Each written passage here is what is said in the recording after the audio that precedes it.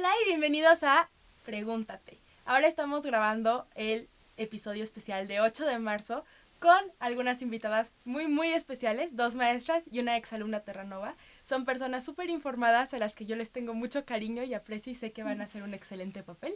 Entonces, bueno, me gustaría que cada una de ustedes se presente y a partir de ahí discutir un poquito. Pues bueno, hola, yo soy la exalumna Terranova, mi nombre es Isis. Hola, ¿qué tal? Yo me llamo Guadalupe Elías y soy maestra ¿De qué soy maestra? No, de inglés, lengua y literatura en el PAI en el diploma. Y yo soy Emilia Marmolejo, en realidad también soy un poco exalumna Terranova y ahora maestra de individuos y sociedades para 7º y 8º.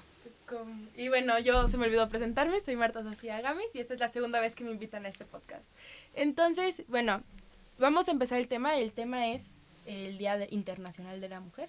Me gustaría que empecemos con definir un poquito, ¿no? ¿Por qué existe el Día Internacional de la Mujer? ¿Qué simboliza? ¿Por qué es importante?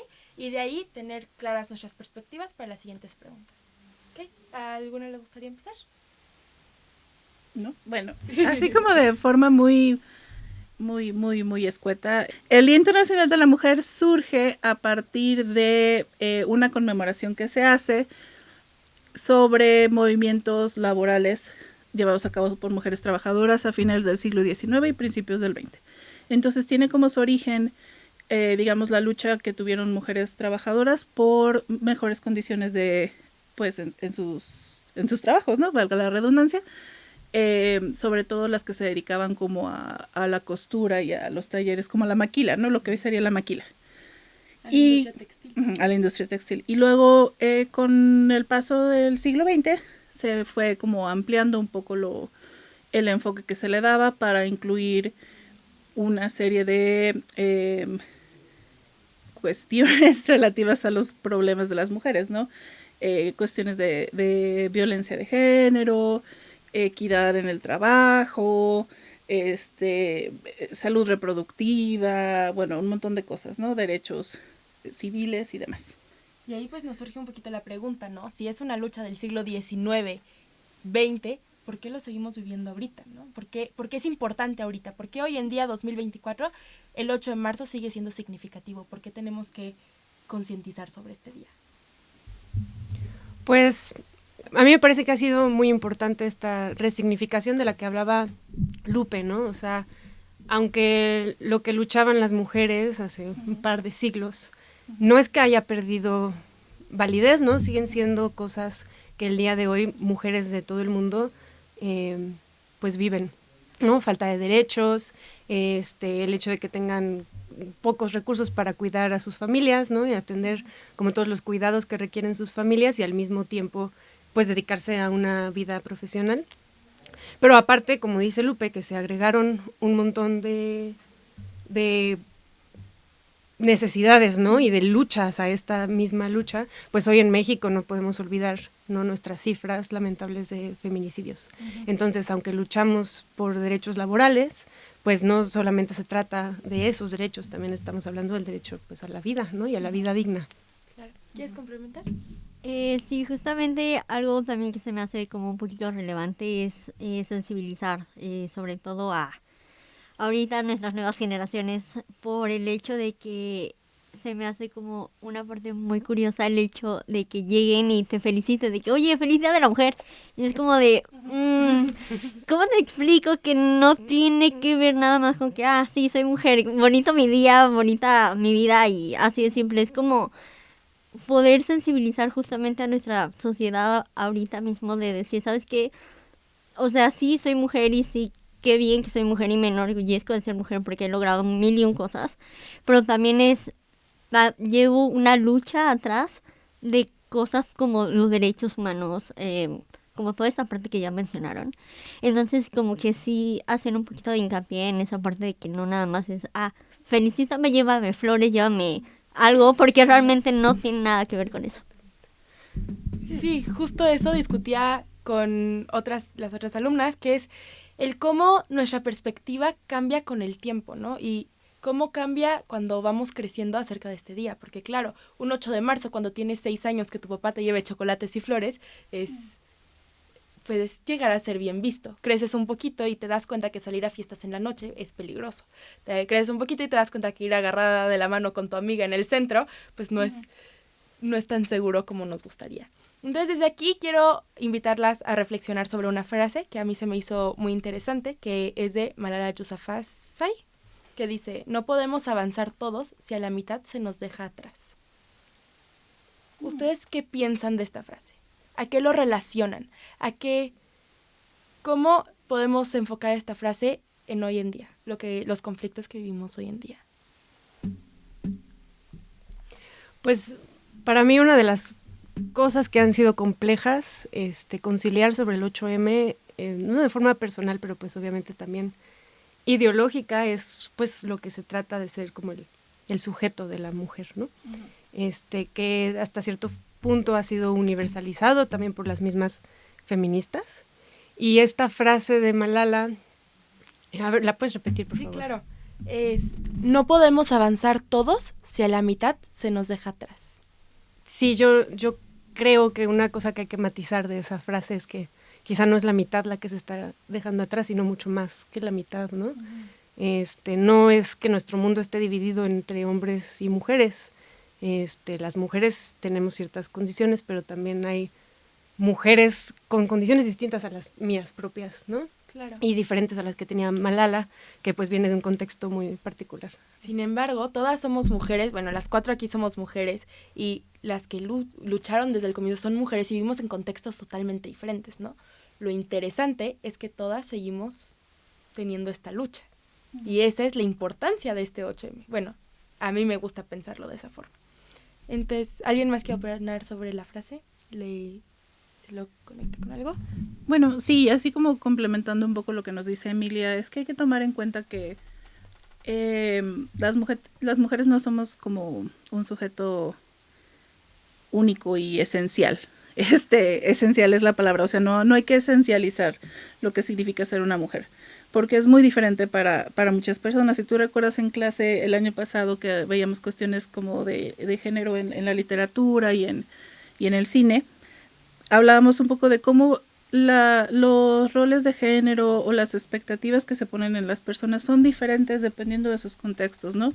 No van a ser las mismas expectativas para una mujer de clase alta que para una de clase trabajadora, ¿no? Y lo mismo si añades otros aspectos de su identidad, como la religión, como la orientación sexual, como si es cis o transgénero, bueno, obviamente, y la raza, ¿no? Desde luego también, que sabemos que la raza no tiene un sustento biológico como tal, sino que es una construcción social que sin embargo sí afecta a las personas. O sea, nosotros podemos pensar que no, bueno, las razas no tienen sustento biológico, todos somos de la misma especie, pero finalmente las personas sí sufren de diferentes, de discriminación o tienen más privilegios dependiendo de su tono de piel, de su cabello, de sus características físicas, ¿no? Y de cómo son percibidas, ¿no? Entonces a eso me refiero. O sea, no va a ser lo mismo una mujer de raza negra no sé, en Mozambique, que en Brooklyn, que en México, y tampoco esa mujer que esté de raza negra en San Luis Potosí va a tener las mismas como necesidades o condiciones que podríamos tener quienes no somos de raza negra, ¿no? Entonces eso también hay que tomarlo en cuenta. Ok, entonces realmente hay esta idea, ¿no? Hay 2 ideas que me gustaría cuestionarles ahorita, que es, ¿estamos buscando la igualdad o la equidad? ¿O hasta qué punto estamos intentando balancearlo, ¿no? Y la otra es, ¿qué es el feminismo? ¿Qué es y cómo lo vivimos? Y a partir de ahí, respondiendo a esto, terminamos la parte de contexto y empezamos a cuestionar un poquito el conocimiento. Bueno, a mí me gustaría como contestar a la primera pregunta de la parte de igualdad o equidad, porque justamente me trajo un recuerdo muy curioso cuando yo empecé toda esta parte de los contextos de también la parte de género y como toda esta parte. Y la verdad es que algo que yo platicaba con mi mamá, que le agradezco muchísimo, es que yo desde chiquita pues pude asistir a diversos seminarios, cursos, como con todo este tema. Y algo que me decía mucho es, necesito que recuerdes realmente la diferencia entre la parte de igualdad o la parte de equidad. Digo, al final en el 8M se busca por una parte ambas, porque al final una cosa es que seamos iguales como personas y otra muy diferente a que se reconozca que también tenemos diferencias tanto hombres como mujeres y entre las mismas mujeres tenemos diferencias tanto económicas como de cualquier otro tipo y eso nos lleva a la parte de equidad. Porque al final de cuentas sí se busca una igualdad en la parte laboral, en la parte social y todo de que, ok, sí, nos reconocemos todos como personas, ok, hasta ahí está bien. Pero también somos conscientes de que al ser diferentes necesitamos ciertas cosas que nos permiten ser diferentes. Digo, no es lo mismo un hombre que va y trabaja 8 horas a una mujer que a lo mejor puede tener una complexión más delgada o puede estar un poco más chaparra que lo que sería un hombre estándar. Y al final las necesidades terminan por crear como estas mismas diferencias y eso es lo que termina llevándonos a buscar una igualdad en cuanto a ciertas condiciones, pero también entender la parte de que somos diferentes y ocupamos cosas completamente diferentes también.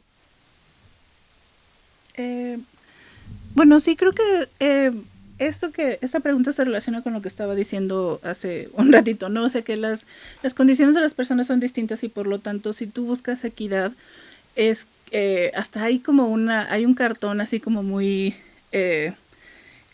significativo que pones, o sea, la igualdad sería, no sé, a lo mejor tienes a 3 niños de estatura diferente viendo por una cerca, la igualdad sería darles a todos una cajita del mismo tamaño para que alcancen a ver, pero no van a alcanzar a ver todos porque no todos tienen la misma estatura, y la equidad sería darles cajas de diferentes tamaños para que todos adquieran la misma estatura y puedan ver por encima de la cerca, ¿no? Eso es como una imagen que lo define muy bien, ¿no? Y sí, eso, o sea, yo pienso que equidad o igualdad, creo que sí, o sea, buscamos como igualdad de condiciones, ¿no? Pero va a pasar mucho tiempo para que las alcancemos. Entonces, de ahí surgen también como ciertas iniciativas como lo que llaman la discriminación positiva, ¿no? O sea, el que haya, por ejemplo, un porcentaje de servidoras públicas, ¿no? O sea, por ejemplo, que digan de la Cámara de Diputados y Senadores, tanto porcentaje tiene que ser mujeres, porque se está buscando como esa representación y aunque sí, visibilidad y sobre todo como fomentar esa igualdad de condiciones, ¿no? Aunque pudiera parecer como no muy igualitario porque dices, no, pero es que a lo mejor puede haber un candidato que es o precandidato que es varón y que a lo mejor puede que sea mejor, pero nada más a ella por ser mujer ya la están poniendo, que sucede mucho, que la gente opine de esas cosas. En realidad no, o sea, estamos tratando como de fomentar esta participación y esta representación y la equidad, ¿no? O sea, no pueden competir en igualdad de condiciones todo el tiempo en todos los ámbitos, ¿no? Yo nada más quería agregar que coincido con ambas, ¿no? Con lo que dicen, pero creo que sí tenemos que como proceder, ¿no? Desde nuestros movimientos con un poco de cautela también, en el sentido de qué queremos, ¿no? O sea, lo que buscamos es tener las mismas posiciones de poder que tal vez oprimen a otras personas, ¿no? O sea, como desde el empoderamiento femenino, creo que ahí nada más tenemos como este foco rojo que pues no queremos convertirnos en lo que juramos destruir, ¿no? Claro. Y bueno, aquí entra la primera pregunta en donde vamos a cuestionar un poquito el conocimiento, que dice, ¿cuál es el papel de la historia en la construcción y cuestionamiento del conocimiento socialmente aceptado acerca del feminismo? El feminismo como movimiento político surge a partir de la Ilustración. Porque, ¿qué es lo que sucede? Que, bueno, vemos que en la Ilustración hay movimientos que buscan cómo acabar con las monarquías, crear democracias representativas, etcétera. Y entonces hay muchos varones que empiezan como a abogar por los derechos, pero de los otros varones, ¿no? Tenemos, por ejemplo, la Declaración de los Derechos del Hombre y el Ciudadano, pero son del hombre y el ciudadano, no incluían a las mujeres. Entonces, en esta época había muchas mujeres que también eran parte como de este movimiento filosófico de la Ilustración, que en muchos casos eran quienes también lo permitían que se desarrollaba porque eran quienes ¿Hacían los trabajos reproductivos? Sí, no, perdón, me refiero, es que host, ¿cómo se dice? Eran las anfitrionas de los salones donde se discutía, los postulados filosóficos y demás, y ellas decían, bueno, o sea, ¿por qué nos están dejando a nosotras atrás? Pero estamos hablando de mujeres que eran unas mujeres de clase alta, o sea, no eran mujeres trabajadoras, no eran mujeres que podían acceder a la educación. Y entonces, sí, las burguesas, exactamente. Entonces surge a partir de ahí como Entonces, tal. El cuestionamiento no es algo nuevo. No, o sea, no es bueno, algo que ha surgido bueno, hace unos años. pues unos siglos, o sea, si te pones a pensar en toda la historia de la humanidad y los últimos 300 años, pues no es, sí es nuevo, ¿no? En comparación de, pero, y en México surge, o sea, el primer uso que se le da a la palabra feminismo es cuando durante el porfiriato a finales de, ya más cerca del siglo XX, no, a finales del XIX, hay un interés por ampliar la burocracia y entonces se empieza a contratar mujeres para que trabajen en las oficinas postales y en los telégrafos. Y a esa incorporación que ya estaba bien vista de las mujeres al trabajo, porque antes no estaba bien visto que una mujer trabajara, pero en esa transición se le empezó a llamar feminismo a eso, a que las mujeres empezaran a trabajar. Entonces, eso es como el término, o sea, de dónde surge, ¿no? No sé si Emilia o Isis querrán como ampliar un poquito más lo que acabo de decir sobre... ¿cuál era tu pregunta? ¿Cuál es el papel de la historia en la construcción y cuestionamiento del conocimiento socialmente aceptado acerca del feminismo? Pues sí, es que, o sea, depende del contexto de lo que se entiende por feminismo. O sea, yo te estoy hablando, estos son los momentos donde surge y qué se entendía, y lo que nosotros entendemos hoy día es diferente respecto a nuestras necesidades y nuestros... Sin embargo, sigue siendo el cuestionamiento de conocimientos ya establecidos. Uh-huh.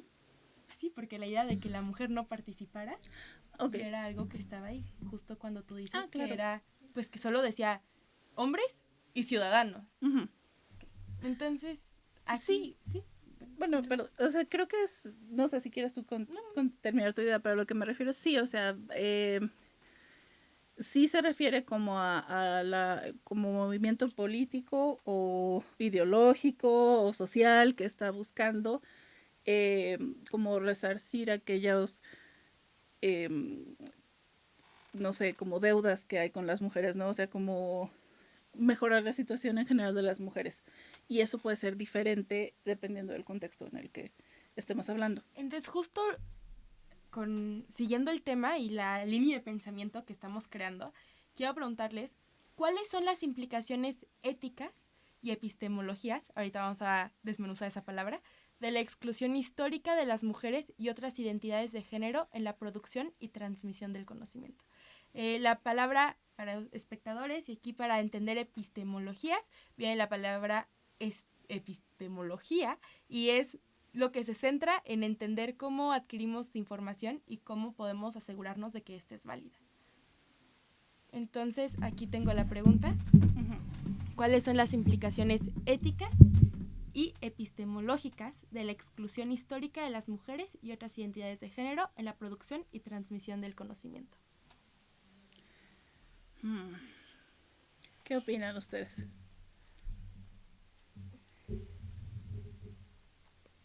¿Cómo empezar? Pues obviamente, o sea, me parece muy importante señalar, pues sí, que la construcción del conocimiento y lo que se considera como lo válido en el conocimiento y en su construcción, pues ha sido, pues sí, definido, ¿no? Desde el patriarcado, ¿no? Por quiénes son quienes tienen la voz válida y quiénes son quienes pueden producir este conocimiento. Y pues las implicaciones yo creo que las seguimos viviendo nosotras en nuestro día a día, ¿no? O sea, como la investigación sobre nuestra salud sexual, ¿no? Para empezar, el hecho de que no se incluyan perspectivas feministas en, no sé, en políticas públicas, por ejemplo, ¿no? O sea, creo que las implicaciones de esta exclusión histórica de las mujeres y otras identidades de género es que efectivamente la forma en la que nosotras nos relacionamos con instituciones como la medicina, las universidades, incluso pues, no sé, todos nuestros derechos civiles, es que pues seguimos viviendo desigualdad, ¿no? Para empezar, ¿no? Y habrá quienes vivan todavía opresión debido a esta... Poder aportar como un pensamiento que ahorita se me vino. Y es justamente que la parte de conocimiento no nada más nos vamos a la parte de las ciencias, sino que actualmente, incluso con las cosas más básicas, como la parte cinematográfica, la parte de literatura, también sigue de alguna manera excluyendo o haciendo, no me gusta decir esta palabra, pero haciendo menos de alguna manera a lo que es la mujer, porque justamente al final de cuentas es, si desde chiquitas también nos enseñan, es que te tienes que quedar callada, o es que esto, las típicas frases es como, o sea, sí, pero ¿cómo quieres que también en algún momento yo decida, no sé, quiero ser doctora y quiero aportar a la ciencia y quiero ganar un premio Nobel y quiero hacer esto, si también desde chiquita me mantienen como encerrada en este punto de decir, es que no hay mujeres que hacen esto, entonces yo no puedo hacer esto, y me vuelven a reprimir también. Bueno, yo quisiera agregar que no es nada más, o sea, volviendo otra vez como a no esencializar a las mujeres o dices, bueno, otras identidades de género, es que no es nada más como que a lo mejor a la mujer le haya costado más trabajo incorporarse, por ejemplo, a las universidades, ¿no? Que eso es definitivamente cierto, a la investigación científica y técnica, a la literatura, a las artes, todo esto. Eso sí es verdad, pero también es que creo que actualmente se excluyen diferentes maneras de adquirir conocimiento que son distintas, digamos, de lo que en Occidente se practica, ¿no? Como el método científico, todas estas formas de conocer el mundo que son establecidas también a partir de la Ilustración y que nos están diciendo, bueno, la única forma en que un conocimiento va a ser válido es que siga el método científico al pie de la letra, y entonces ahí también incluso hay un conflicto con quienes estamos en ciencias sociales y humanidades, porque los métodos que nosotros utilizamos para estudiar la realidad son más cualitativos que cuantitativos, ¿no? Y también, o sea, parte de incluir como la perspectiva de las mujeres en la ciencia y demás, es también, o sea, no solamente, porque puede haber mujeres que tengan esta misma visión, y las hay, muchas, no nada más porque sean mujeres significa que van a traer algo nuevo, más bien es como también abrirnos a otro tipo de conocimientos y a otras formas de ver el mundo y validarlas, ¿no? Y eso. Por usar la palabra, otras epistemologías, ¿no? Y no seguir reproduciendo violencia epistémica. Ok, perfecto. Entonces, a mí me gustaría preguntarles, bueno, primero si están de acuerdo, y dos, cómo ocurre, y que la perspectiva feminista o esta idea nueva, ¿no?, de luchar por nuestros derechos, desafía las concepciones tradicionales de la objetividad en la generalización de conocimiento. ¿Cómo ustedes creen que la perspectiva feminista puede desafiar el conocimiento ya establecido? ¿Cómo desafía la tradición y cómo esto hace menos o más objetivo lo que ya conocemos? Yo te tengo un ejemplo como más o menos concreto. En estudios literarios, que es a lo que yo me dedico, investigación en estudios literarios, en México particularmente, hay una visión como muy tradicional y muy conservadora de la manera en que se estudian los textos. O sea, tienes que estudiar textos que sean canónicos, tienes que estudiar autores de preferencia que ya hayan muerto, tienes que, o sea, sí, de verdad hay muchas reglas, bueno, dependiendo de la institución donde tú te formes y demás. Y todo lo que se ha hecho en los últimos años de rescate de literatura escrita por mujeres ha sido como en contra de eso, porque tradicionalmente los estudios literarios te dicen, no, pues es que, ¿por qué vas a estudiar a una autora si no la conocemos ahorita? Es probablemente porque era chafa y en su momento nadie la leyó y no valía la pena, ¿no? O la lees y dices, no, pero es que no, o sea, compárala con como lo estaba escribiendo, no sé, Federico Gamboa en su momento, y entonces a finales del siglo XIX, dos autores, no sé, Laura Méndez de Cuenca y Federico Gamboa, no, pues él escribía mucho mejor, obviamente por eso no está en el canon. Y la perspectiva feminista lo que ha hecho es introducir otras variables al estudio de la literatura y decir, ok, vamos a rescatar a estas mujeres porque también estaban escribiendo y porque es interesante saber, o sea, si estamos, finalmente toda la investigación que se hace de cualquier tema es porque queremos saber cosas, ¿no? Entonces para mí era interesante saber qué habían escrito las mujeres, porque sí habían escrito y no surgieron, a lo mejor hoy día ya hay como figuras mucho más establecidas, ¿no? Como Rosario Castellanos, como bueno, Elena Poniatowska y muchas otras autoras que surgen a mediados del siglo XX, pero no salieron, o sea, no levantaron una piedra y ya salió ahí Rosario Castellanos, o sea, viendo, o sea, yo quería como estudiar estos procesos, ¿no? Que se dieron para que, y cómo fueron cambiando las condiciones para que una figura como Rosario Castellanos pudiera surgir, ¿no? Y también todo lo que hay alrededor de cómo se valora lo que escriben las mujeres, ¿no? Entonces, eso es como algo que está sucediendo en México actualmente, ¿no? Que hay un interés por rescatar la literatura escrita por mujeres y esta perspectiva que es totalmente feminista se está inyectando a los estudios literarios y está cambiando la manera en que se hacen. Hasta cierto punto, ¿verdad? Porque obviamente no transformas todo. Y yo lo que creo que es importante que haya como una pluralidad de voces y de visiones.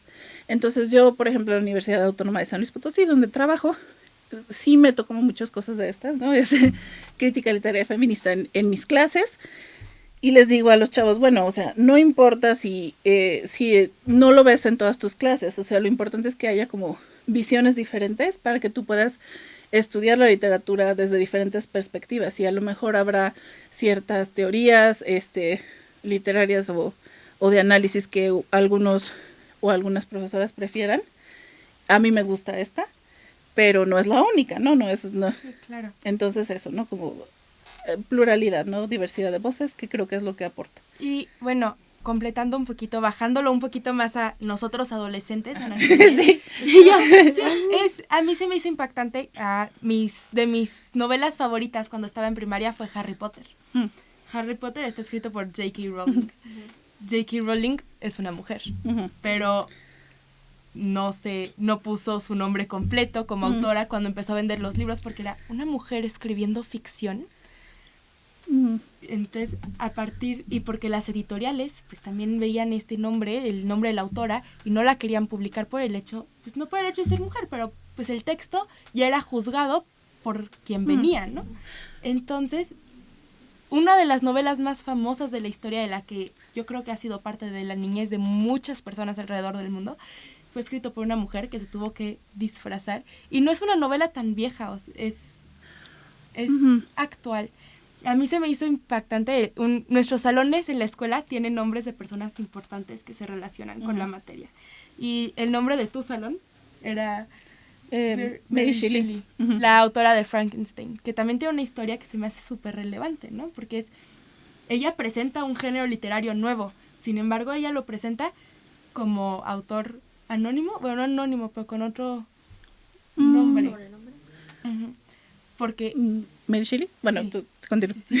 Porque justo es una mujer que introduce un nuevo género literario. Y entonces, pues una de las novelas más conocidas en el mundo, Frankenstein, pues está escrito por una mujer. Y muchos no lo saben por el hecho de que relacionamos ficción con algo masculino, algo... Bueno, en el caso de J.K. Rowling era más bien una cuestión de marketing, porque o sea, no era que las mujeres no podían publicar, sino que si es es literatura infantil y juvenil, entonces si la publica una autora, la iban a pensar los posibles lectores, ¿no? Cuando la vieran en las librerías, que era para niñas nada más, ¿no? Y tenía romance. Ajá, sí, exacto. Entonces era más bien una cuestión de marketing. Y en el caso de Mary Shelley, sí es muy bonito porque ella es realmente quien inventa la ciencia ficción, ¿no? Y era una chavita, ¿no? Estaba muy chiquitita, así como 20 años. Entonces, no todo el mundo lo sabe porque es sí, o sea, la ciencia ficción es un género que se ha como masculinizado mucho, ¿no? O sea, los autores más famosos del siglo XX, pues la mayoría son varones, las películas como que parece que están todas dirigidas a varones y demás, pero sí, la creadora fue una mujer. Yo quisiera regresar un poco a tu pregunta, ¿no? O sea, porque justamente lo que... No, pero tiene que ver, o sea, hemos hablado ahorita pues de 2 mujeres europeas blancas, ¿no? Y creo que una cosa, o sea, regresando a la pregunta, lo bueno del feminismo es que hay muchos feminismos, ¿no? Y entonces una perspectiva feminista decolonial, ¿no? Nos ayuda a también apreciar producciones artísticas, literarias, científicas, regresando a las otras epistemologías también, de personas, mujeres y otros, ¿no? Que tal vez no son, pues, blancas, ¿no? Entonces, hablando con mis compañeras, surge la duda de si un hombre puede ser feminista. Si un hombre puede apoyar el movimiento. ¿Tú qué opinas, Isa? Sí, yo quiero escuchar eso también. La verdad es que con esta pregunta específica yo no sé si estar peleada, no sé si mi... Es controversial. Es que justamente es algo muy controversial porque no nada más tomando mi opinión ni la de amigos y familiares. Creo que una parte del feminismo y toda esta parte de derrocar la parte patriarcal para poder ayudar en ese sentido a mejorar como sociedad. No sé si tomarlo como... Es que de verdad es muy controversial que ni siquiera así como ponerlo en palabras, porque justamente el hecho que un hombre de alguna manera intente como sensibilizarte en toda esta parte de decir, bueno, intento comprender el por qué se está luchando, intento comprender el por qué está pasando lo que está pasando y tú luchas por X o Y razón. Pero siento que aunque tú lo entiendas, realmente no vas a llegar a comprender la magnitud de ese algo. En este caso de esta lucha del 8M. Realmente creo que sí se puede tener comprensión por parte de un hombre.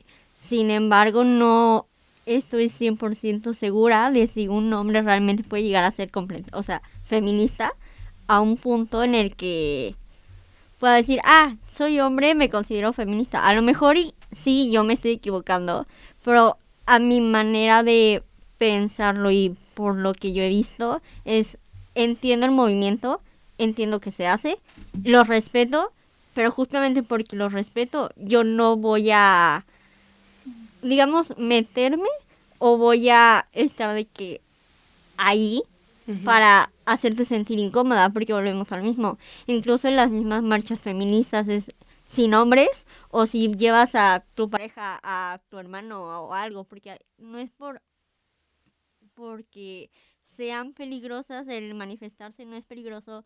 Sin embargo, siento que a este punto nuestra sociedad ha llegado a un punto de estar muy harta, que la única manera de poder, digamos, hacer visible esto es justamente eso, de tengo que llegar y romper algo, tengo que llegar o hacer un desastre para que al menos notes que estoy haciendo algo, como por esto mismo.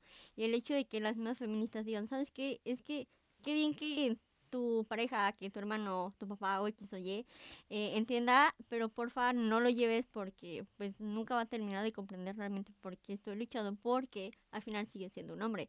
Y siento que eso también lo vuelve un tanto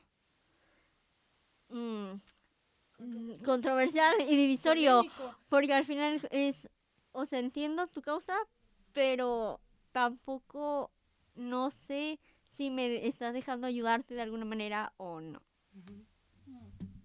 ¿Ustedes qué piensan?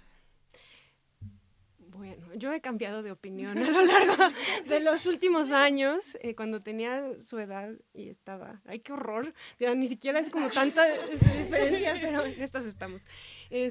No sé, en mis primeras marchas yo era como, o sea, sí estaba más convencida, ¿no?, del separatismo, y mi forma de verlo era que necesitábamos nosotras espacios también de protagonismo y espacios seguros de mujeres, viendo como a mujeres ser, pues sí, de tomar el rol principal y el rol de liderazgo tomar, sí, ser esta figura que nos faltó a muchas de nosotras en nuestra infancia, ¿no? Sin embargo, creo que en los últimos años al feminismo se le ha señalado mucho, desde otras trincheras y igual de válidas, ¿no? ¿No? Desde movimientos antirracistas, por ejemplo, y también pues con todo el rollo de la transfobia dentro del movimiento feminista, que nuestro discurso separatista pues se basa también en una cosa biológica, ¿no? Y entonces reproduce pues sí una violencia contra personas trans y no binarias, que se pueden y que quisieran, ¿no? Y que les motiva a luchar contra el patriarcado, ¿no? O sea, llevar una lucha antipatriarcal. Entonces, a mí la verdad es que me ha dejado de importar si los hombres se llaman o no feministas a sí mismos. Para mí el fin último del feminismo es luchar contra el patriarcado, ¿no? Y de la mano de eso vienen luchas pues antirracistas, anticapitalistas, ¿no? Y por ello, pues la verdad es que últimamente, antes de llamarme feminista, me llamo como alguien que lucha contra el patriarcado, ¿no? Y creo que eso no lo podemos hacer solas, la verdad. Estamos ahí.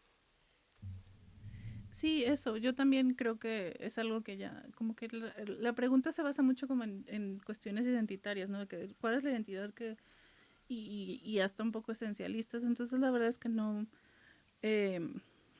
ya como que deja de pensar en eso, pero la verdad es que ahorita, o sea, a raíz de que la hiciste me quedé pensando, bueno, para mí, ¿qué significa eso? O sea, yo prefiero que, o sea, creo que hay muchos hombres hoy en día, o algunos, que sí dicen, no, es que yo apoyo la lucha feminista, o yo soy feminista, y para mí es más, o sea, sí es bueno, me parece válido y lo valoro como el apoyo moral, ¿no? El apoyo así de dientes, pero para mí es como más importante que sea con hechos, porque claro, desgraciadamente, bueno, todas aquí sí, es que desgraciadamente creo que todas hemos conocido a más de un varón que dice, no, es que yo soy bien feminista y de construir no sé qué, y tú te das cuenta que sus relaciones es una persona súper violenta, súper machista, que todavía tiene unas ideas así como muy, y dices, sobres, y entonces por eso hasta una les agarra desconfianza, ¿no? Cuando dicen, ay, es que yo soy bien feminista, y tú así, pásame, así déjame hablar con tu exnovia para ver cómo, porque, cómo la tratabas, porque, sí. Entonces, ¿ustedes creen que hay diferencias entre el conocimiento obtenido por un género en específico y otro? Creo que volvemos a lo mismo, ¿no? De no caer en esencialismos. O sea, porque sí te digo, o sea, tiene que ver con muchas cosas, no nada más el género, ¿no? O sea, no, a lo mejor dos personas de una misma clase social, de una misma raza, de un mismo contexto, independientemente del género, van a construir el mismo conocimiento, ¿no? Pero si ya metemos otras cuestiones ahí, va a ser diferente, ¿no? Entonces, a mí me gusta como regresar a esta idea de que luego surge, ¿no? Que es esencialista, de que si el mundo estuviera gobernado por mujeres sería otra cosa, ¿no? Y la verdad es que creo que esa es una enorme falacia, ¿no? Por eso tenemos figuras como Hillary Clinton, ¿no? O Margaret Thatcher, ¿no? O sea, que son mujeres que han entrado en un rol, pues, tradicional de los que ocupan normalmente hombres, ¿no? Varones, pero que sus acciones, ¿no? Pues tienen las mismas repercusiones. Entonces no, o sea, sí estamos moldeados y nuestras percepciones sí vienen también, o sea, están, ¿cómo se dice?, como formadas a partir de nuestras experiencias por el cuerpo que habitamos, ¿no? Y por cómo somos leídas en la sociedad como mujeres. pero eso no es garantía de nada. Entonces, para los que nos escuchan y ya empezar a hacer el cierre, ¿cómo creen ustedes que podemos deconstruir y reconfigurar el conocimiento adquirido a través de la cultura que vivimos? ¿Cómo podemos poner nuestra parte para cambiar este chip, no? Porque como ustedes decían, yo estoy de acuerdo en que no podemos cambiar el mundo solas, ¿no?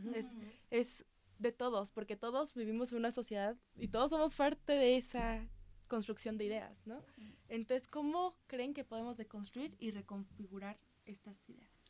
Pues es que es difícil, porque por ejemplo yo trato como de modelar así, soy docente, entonces trato de modelar el comportamiento en la universidad, sobre todo, que es donde yo trabajo y donde trato de construir conocimiento a través de investigación. Es tratar de que no sea, tratar de mostrar una manera diferente de hacer la investigación y que no nada más implica como el enfoque metodológico o estas cuestiones, sino también el autocuidado, ¿no?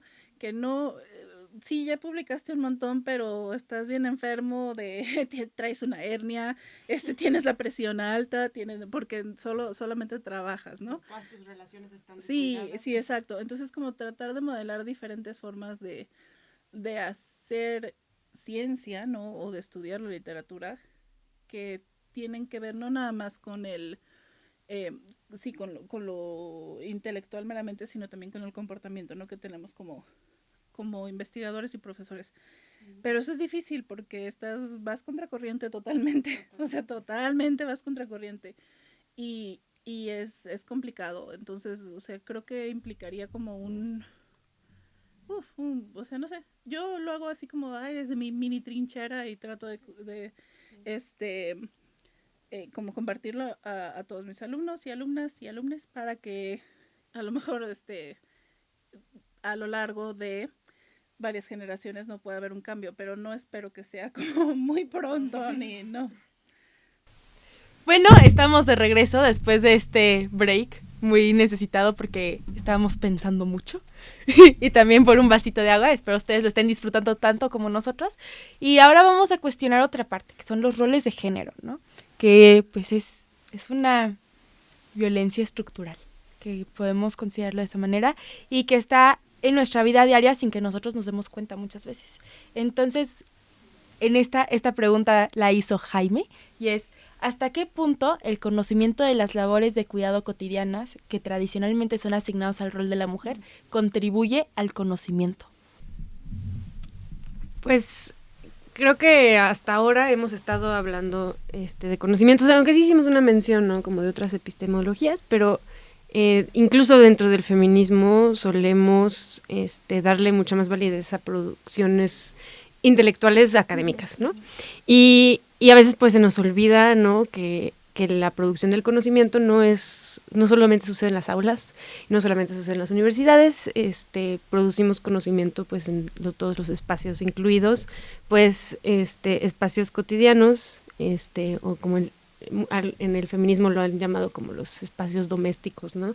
De las mujeres, tradicionalmente asignadas a las mujeres, y pues a mí me parece muy importante darles pues sí, su validez y reconocer que son estos conocimientos los que al final reproducen, ¿no? a la sociedad.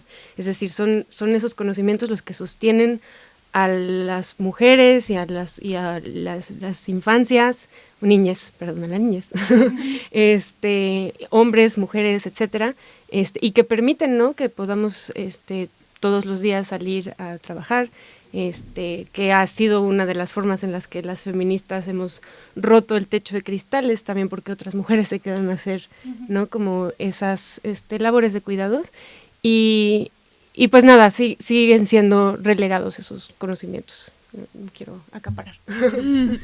Sí, claro, yo estoy totalmente de acuerdo, ¿no? Por un lado es eso, ¿no? El que son las labores de cuidado, ¿no? Que permiten, que pues, son la vida, ¿no? O sea, finalmente es en eso consiste la vida, ¿no?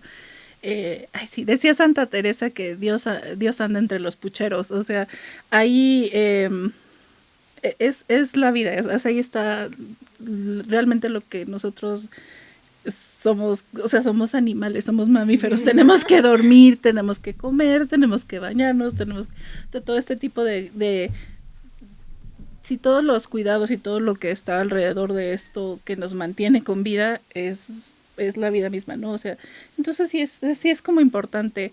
Creo que sí se ha desvalorizado mucho, creo que se valora más como que, no sé, a lo mejor en una familia muy tradicional donde el padre es el que va y trabaja y la mamá se queda en casa.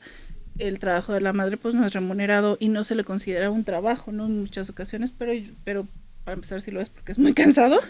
Y además si ella no hiciera ese trabajo, el marido no podría ir, o sea, si no hay que comer como le hace, no lo tendría que hacer él. Entonces creo que sí hay que revalorarlos, no solo como en la forma en que pueden permitir como la actividad económica, ¿no? Productiva, sino porque son pues intrínsecamente valiosos. Exactamente, por sí mismos, exactamente, son valiosos por sí mismos y son parte de la vida. Y una muy buena parte de la vida. Yo también quisiera como aportar un poquito a esta misma pregunta, y es que sí, justamente afortunadamente ahorita ya hay como un poquito más de valoración en cuanto a esta parte de un trabajo doméstico. Justamente en toda esta parte de las personas que pueden ir a nuestra casa y ayudarnos a hacer toda esta labor doméstica, porque sí, actualmente muchas mujeres trabajan en las parejas, en las familias, mamá y papá. Entonces, aquellos que se quedan al cuidado de los mismos hijos cuando no están los padres, o incluso quienes nada más hacen la labor doméstica, realmente a este punto ya empieza a haber como un poco más de valor a estas actividades en cuanto a la parte de los mismos derechos, independientemente de si se aporta, bueno, se le da una remuneración a la persona que hace este trabajo. Ya también viene como esta parte de incluso brindarles un mismo seguro. Entonces yo creo que afortunadamente vamos como que logrando un poquito esta parte de poder sensibilizar y poder realmente dar a conocer esta parte de decir, ok, vamos a valorar también la parte de la labor doméstica.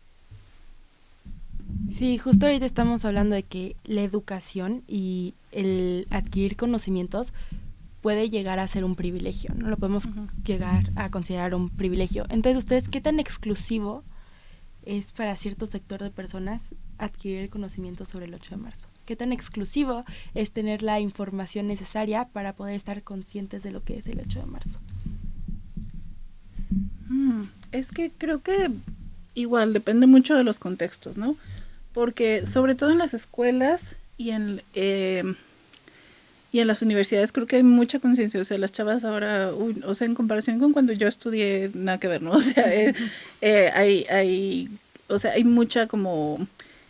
creo que tiene mucho que ver con el internet y con las redes sociales, porque a partir de ahí, no sé, en los últimos 10 años hubo un intercambio de información sobre el feminismo, pero también, o sea, no nada más así como de que léete este PDF, porque eso no es necesario para ser feminista, sino, lee tal teoría o así, sino muchos espacios que virtuales o en presencial se empezaron a abrir para que las mujeres empezaran a compartir sus vivencias, ¿no? El clásico amiga date cuenta, y los grupos, ¿no?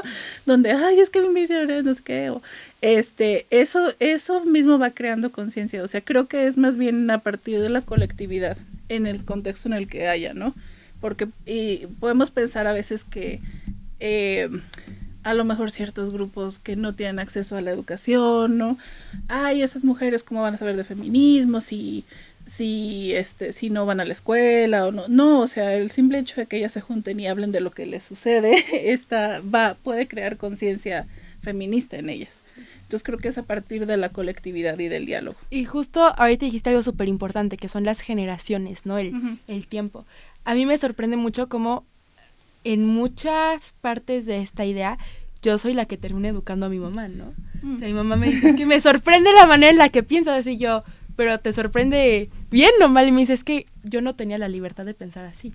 Yo no tenía la información necesaria para poder llegar a pensar de esta manera, ¿no? Entonces, muchas veces ahorita las nuevas generaciones somos las que estamos, pues, informando, ¿no? A las mujeres que no tenían acceso a esta información o a esta conciencia hace un par de años.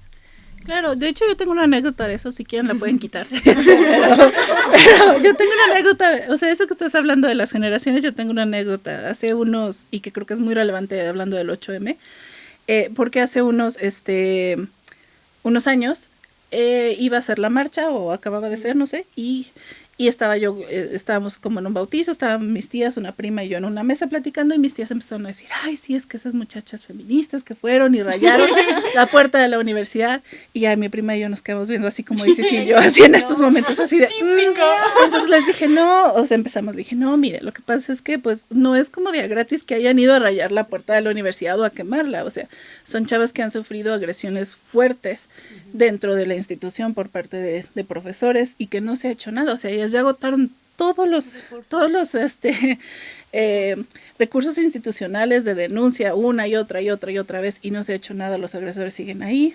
Entonces, obviamente, algo tienen que hacer para llamar la atención y para presionar, ¿no? Si no se ha logrado por la vía institucional, por medio de la protesta y este tipo de manifestaciones se tienen que hacer. Entonces se quedaron, ay, y se empezaron a acordar, o sea, eran mujeres de 60, 70 años, y se empezaron a acordar de un chorro de cosas. Empezaron a decir, oye, sí, no manches, es que yo me acuerdo que mi amiga fulanita que estudiaba medicina, que uno de los doctores que era su maestro la acosaba, y viejo desgraciado, que, o sea, se empezaron a acordar de un chorro de cosas.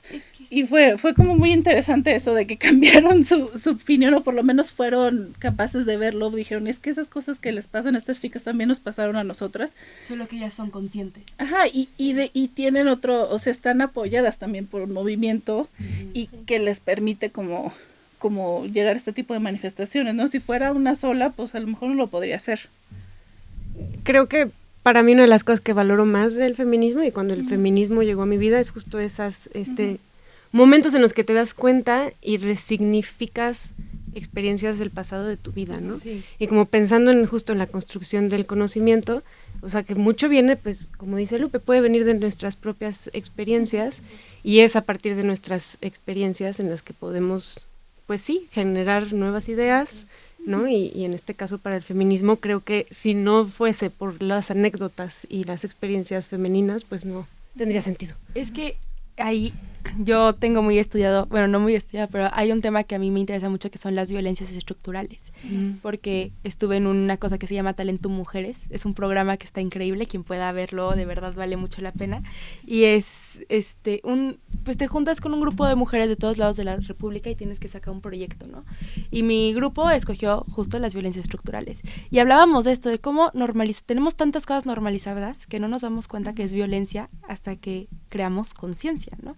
Entonces, el hecho de que no haya rampas en las calles para las personas que necesitan silla de ruedas es una violencia estructural, pero nosotros no nos damos cuenta porque está muy normalizado. No las necesitamos. Entonces, lo mismo pasa con cuando hablamos con nuestras tías, abuelas, con nuestras abuelas, es de que es que este niño, o tal vez esta misma niña me hizo esto y está mal por esto, ¿no? Y mi abuela así, ay, pero no es tan grave. Y yo, no, sí es grave porque tenemos que verlo desde esta perspectiva. Y hasta ahí es un nuevo enfoque que le estamos dando pues a situaciones del presente, ¿no?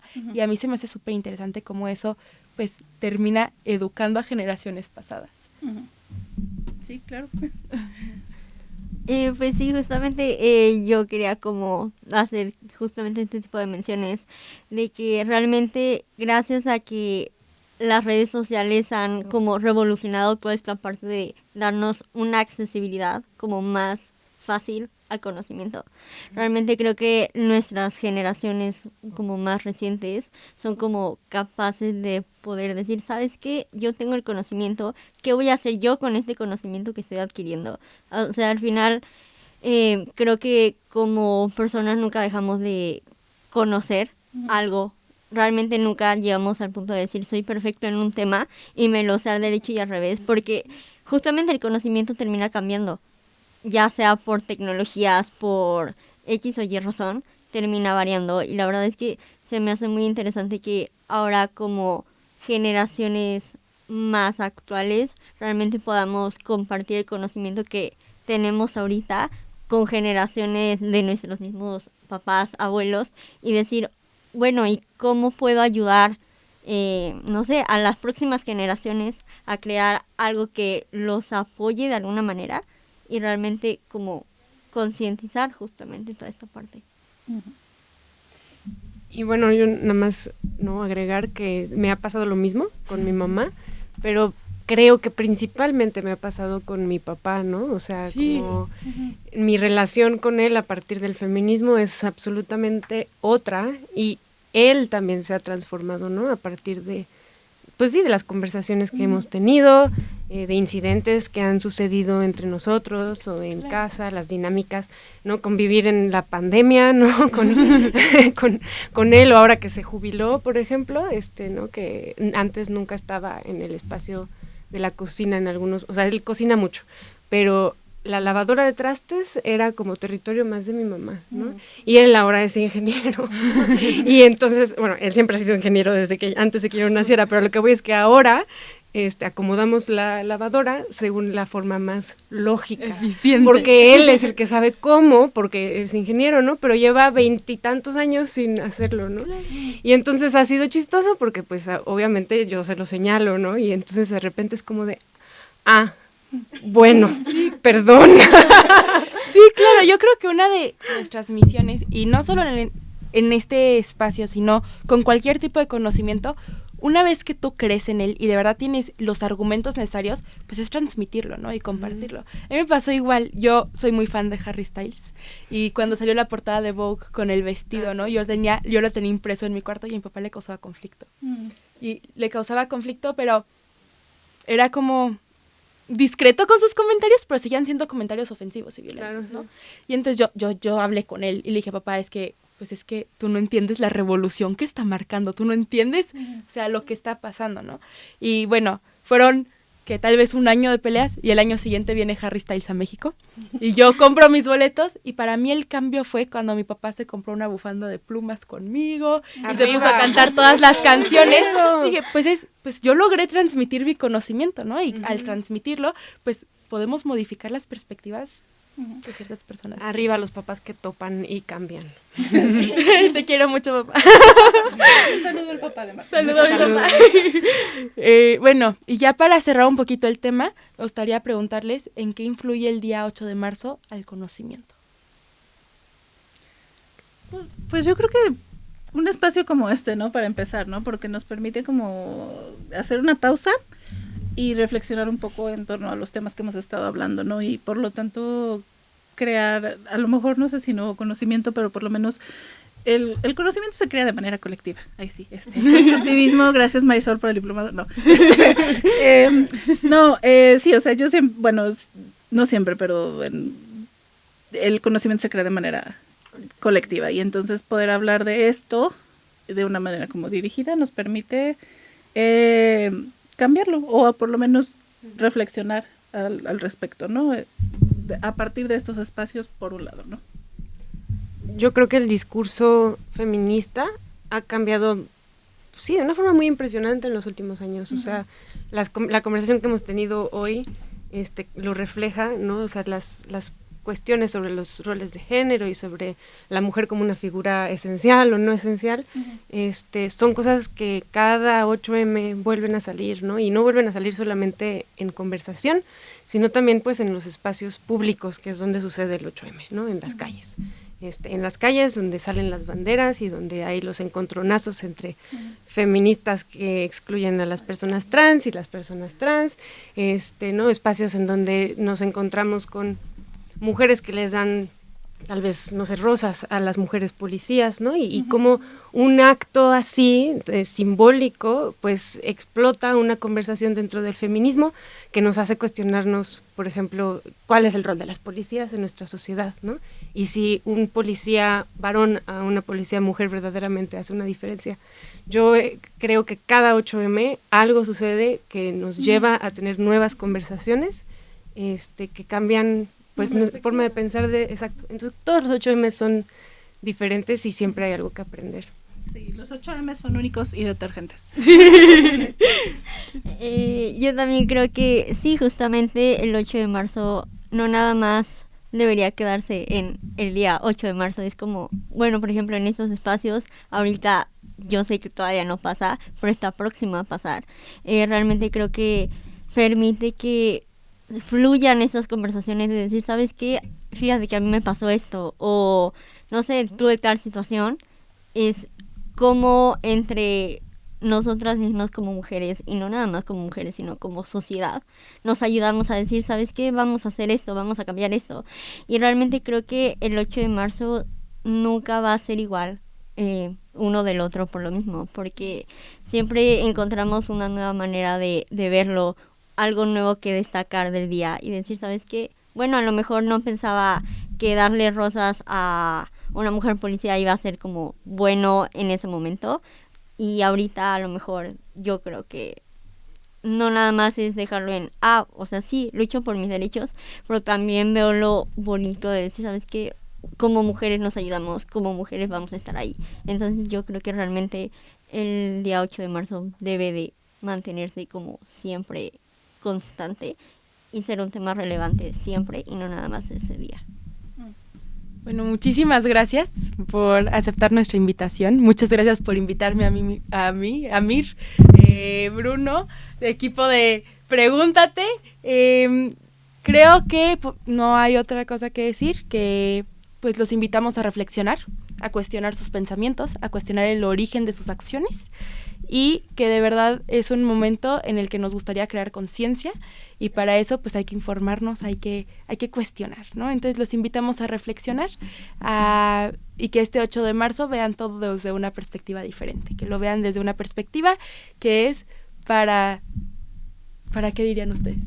Una perspectiva para conocer, para poder cambiar tu forma de pensar. Para caminar hacia la utopía en el horizonte, como diría Galeano. ¡Qué bonito! Muchísimas gracias por vernos y nos vemos en un siguiente episodio. ¡Adiós! Muchas gracias, hasta luego.